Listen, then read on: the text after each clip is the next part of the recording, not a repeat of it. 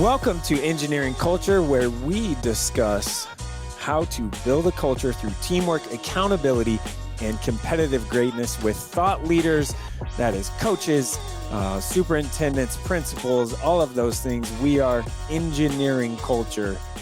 All right, Coach, so thank you for spending some time with me and the Engineering Culture podcast. What this is, we talked, I guess, before the season in the summer about culture and what it means.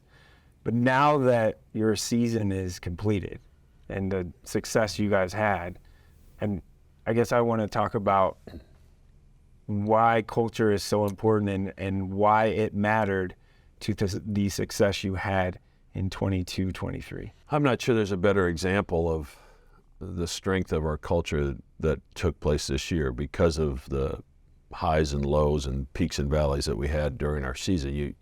You have to fall back on something when that happens, and at the end of the day, you fall back on people. And when you're falling back on the people that you're surrounded by, that's really what makes up your culture.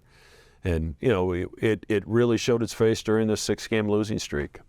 That's very difficult in this day and age of social media, and the sky is falling. And our guys are getting blasted on social media, and you have to come to practice every day and try to get better, and we did, and that's why we were able to, finish strong, is because of the growth that took place during a very difficult time during our season, and though that time we were able to navigate it because our culture was strong.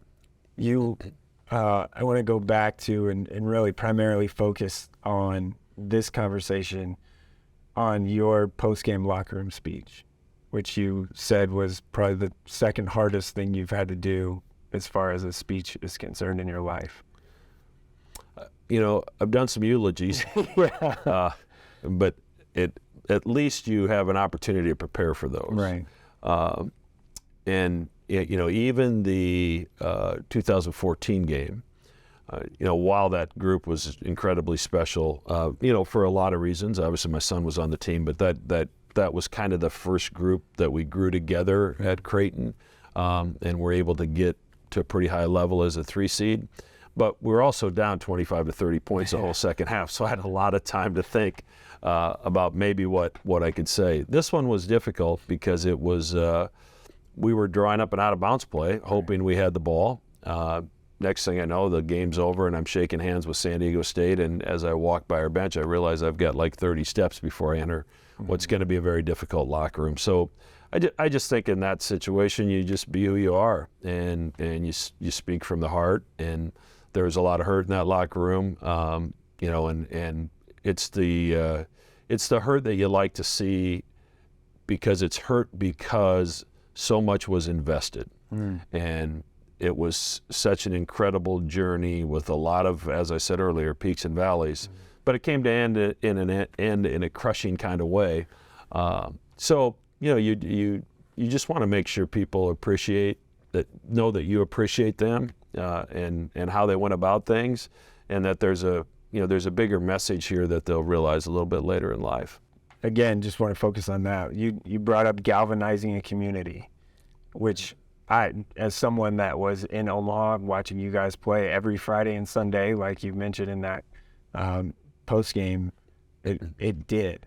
How do you build off of that? I was getting text messages and little video clips during the NCAA run of, where people that I knew where they were at, and how, the environment in a sports bar or in their basement if they had a bunch of people crowded. So, that's why we do what we do. You want people to go along for the ride with you. I just think we probably gained some new fans over the course of the year that kind of maybe had an attachment to Creighton and stopped what they were doing and kind of watched this team on the journey. I think they'll be back and hungry for more next year. So, you try to continue to bring in the right people. You bring in the right people. I think, our fan base is a very intelligent, educated fan base. They understand basketball, and they understand the difference between acting the right way and acting the wrong way. And our guys acted the right way, and I'm confident that the group we put on the floor next year will do the same, and a lot of people will be on this wagon right from the jump. How important is the the balance, and you brought up social media, and obviously you've had guys leave and come and transfer and not, and portal and all that. The balance of that fan community to your program's culture is probably pretty delicate. Yes, and I think it's just important you kind of communicate with your fans on as the leader of our program how I feel, because there's a lot of emotions when someone that basketball is different than football. You're not wearing helmets. You see their face. Like you feel like you get to know those players because you can read their emotion, you can read their feelings. In some cases they're just a few feet away from you, depending on where you're sitting in the game while the game's going on. So I think there's a connection there that doesn't exist in a lot of sports. So when someone decides to leave, it hurts a little, and it's hard to explain. But and I was at a point in my career at times when someone transferred, what did I do wrong? Where did we fail this person? And were there things maybe we could have done different? Absolutely. Are you always looking at that as an organization trying to figure out ways to improve? Absolutely. But it's a sign of the times. Like you can't. I spent about 6 hours being upset, and then I turned my focus and my energy in. I have a responsibility to this group that's returning to make sure we have a good product on the floor. So you switch your focus to recruiting. So, I don't put a ton on social media, but if I feel our fan base is maybe going down the wrong path, and I felt it in December when I thought people were jumping off, and I'm like, just slow down. Right. Don't give up on this group quite yet. Let us get our feet back under us. Let us get healthy. Let's see what we're capable of. And I thought a message during the whole transfer portal craziness that we have going on just is what it is. It's going to be. It will be more difficult, Mike, to have a group of freshmen and see them all the way through. Right. That group of with R2 and Mason, Art, Trey, John Christopoulos, I guess, was in that group. Yeah. It's going to be harder to do, and you can't blame guys if they're not playing a role that they want to play if they decide to leave. You have to understand it. You have to embrace it and try to help them the best you can. I like that embrace it part, because they've given again, Postgame, you said, hey, we've given your work is what has got us here. And those guys worked hard for you. And you still need to support them and should support them if they decide that maybe they want something different. Absolutely. And we just went to an Elite Eight, and we're a couple seconds away from a Final Four this year. A year ago, we've got the ball under a minute left, down 1 to the eventual national champion. And the group of guys, whether they're returning or whether they've made the decision to leave because they weren't happy with their role or they're just looking for something different, they're responsible for that. Right. And as time moves forward, we're going to look back on this period of time in Creighton basketball in a pretty special and unique way. And let's not have it be negative. Too many good things happen for it to be negative. So let's appreciate what they've done. Do you have to agree with their decision? No, you don't have to agree with it, but you have to respect it. And then we move on, and we try to put another group together that can make a deep run in the NCAA tournament. I'm guessing there'll be like a 10, 15, 20-year reunion with this team, and those guys will be celebrated even if they decide to leave or not. So it's kind of, if you look long term, it makes you want to pause it a little bit. Yeah, and we don't, and Mike, we don't know how that's all going to work because this transfer portal is so new. Most of those reunions are guys that you ended your career there for the most part. But like Christian Bishop transferred a few years ago, and Christian and I had a great conversation when we played in Austin before and after the game, and a couple jabs during the game, back and forth, and good fun. I loved Christian Bishop when he was here. I appreciated everything he did for us. He continues to be someone that I'll follow his career, and I still text his parents on occasion. So just because they leave and they were part of your family, they're not gone forever. You're a big relationship guy, and I know that because I've experienced that with you and your staff when I've gone through some troubling times in my life. How important is relationships to you, because and to your culture, I guess, that you want to build in a program, or advice maybe for people that are building a program? Well, it's really important, and it starts with trust. Mm-hmm. Now, I think sometimes young people confuse, I still have to be your coach. Right. And, Yeah. you know, and as I've told several of our guys, when you're done playing for me, you'll be my friend for the rest of our lives. Mm-hmm. And yours is going to last a lot longer than mine. So, but while you're playing, I can only get to a certain line. Right. Because at the end of the day, I have to make decisions that are in the best interest of our program.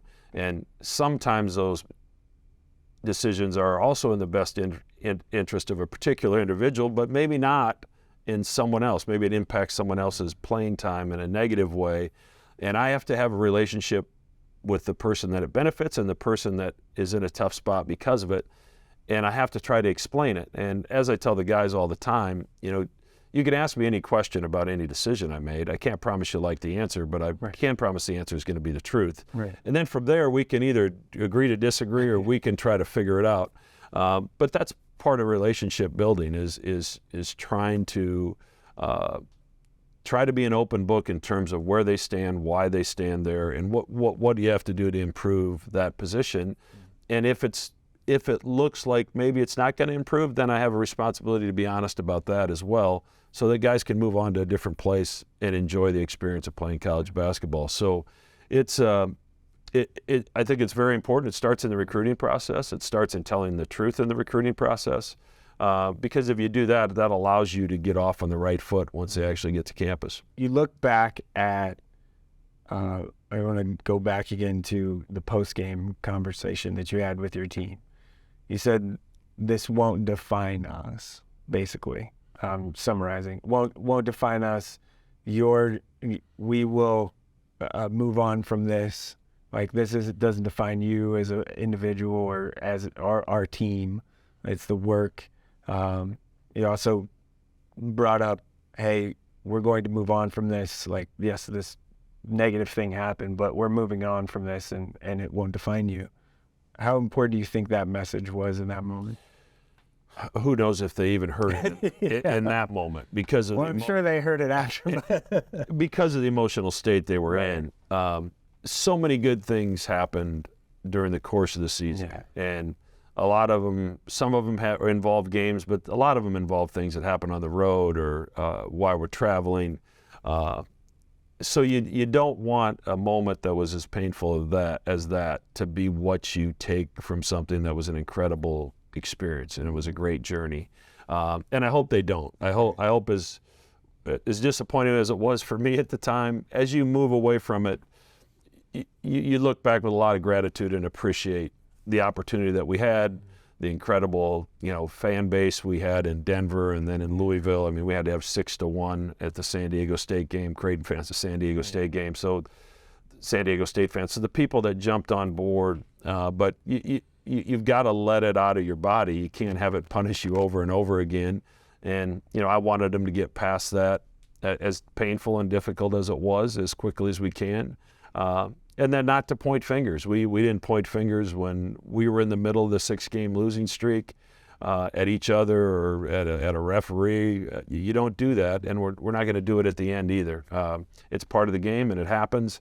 And when it does, you have to move on. How much do you look internally in those moments? Hey, like, people might say, "Oh, the ref was the reason," or "This was the reason." In that post game, you said, "Hey, we missed some shots we normally make." Like, that just it's the game of basketball. Yep. It happens. But how often do you just internalize, like, okay, I need to look at how could I have maybe done something a little differently to change the outcome? I think anytime you're in a close game as a coach, those are the more difficult ones, because there's so many decisions that had you made a split decision to do something a little different. You don't know the outcome. Yeah. But maybe it could have been better than what happened. So, that's what was difficult during that 6-game losing streak. We had the ball on the side against against Arizona. We had a similar situation in in Vegas against BYU or Arizona State. I can't remember which one. Both of them were late game. One we took a timeout, one we didn't. So as a coach, those are the tough ones. Like, what were we prepared enough? Could have we done something different? So you're always asking yourself why. But it's also important when you lose a game in the fashion that we did, that you understand that, hey, they made one more play than us. It's that game was a 63 or 4 possession game. There's some things we could have done different on probably virtually every possession. So you don't ever want to break a game down into one particular play that, one guy turned it over or one guy missed an easy shot or a whistle of a referee. You don't ever want to go there because the game is much bigger than that. But we as fans, we do that though all the time. Yeah, fans are fans. Yeah, that's why once in a while I have to remind them on social media, like, hey, it's okay. What is the Creighton basketball culture mantra? What do you hang your hat on? I mean, it's people, and it's understanding how to treat people the right way. While everyone, I think, inherently has a little bit of an agenda for themselves, does that have to be priority number one? And, I just think the people that lose themselves in their teammates in the process of growing as a group, those are the ones that usually end up finding themselves where they want to be anyway. Right. If you're consumed by how do I get there, even if you get there, I think it's kind of a lonely place because you didn't take people along for the ride. So, we talk at Creighton all the time, being a person for others, and really it comes down to that. Like, be a good teammate, and if you're a good teammate, everything else will fall into place. And we had 15 guys on the roster this year. They all played a equally important role on our team. The roles were just different. The expectations of that role were different, but they all did their best to play that role like a champion. And if guys can do that, then you're going to grow, you're going to improve, and your culture is going to be strong. If I'm not saying you have to like your role. Right. I'm not saying you need to be content and not work to changing the role. Yeah. But while you're there, you have to embrace it, and you have to be a star in it every single day. And if you can do that, and you care about other people, and you play with a little joy, which we like to do, I think special things can happen. There's only one basketball, and not everyone can score 25 points a game. Yeah, and that, the starting five is a great example of that. Yeah. And even the NCAA tournament, Big Ryan has a huge game in the first game. R2 has a great game in the second game. Art had moments this year. Certainly Baylor, hit some big threes late in that North Carolina State game. Farabello steps up with some big games against Baylor, and Trey's been terrific all season long. And I thought Art rebounding and moving the basketball and making some plays. I've only been through the NC State and Baylor games. That's as far as I've gotten so far. I take my time in the postseason. But everybody's making really solid contributions, and when you're a team that's going to share the basketball some, it should be a different person every night. All right, thanks. Appreciate Thank you. it. A Hurrdat Sports Network production.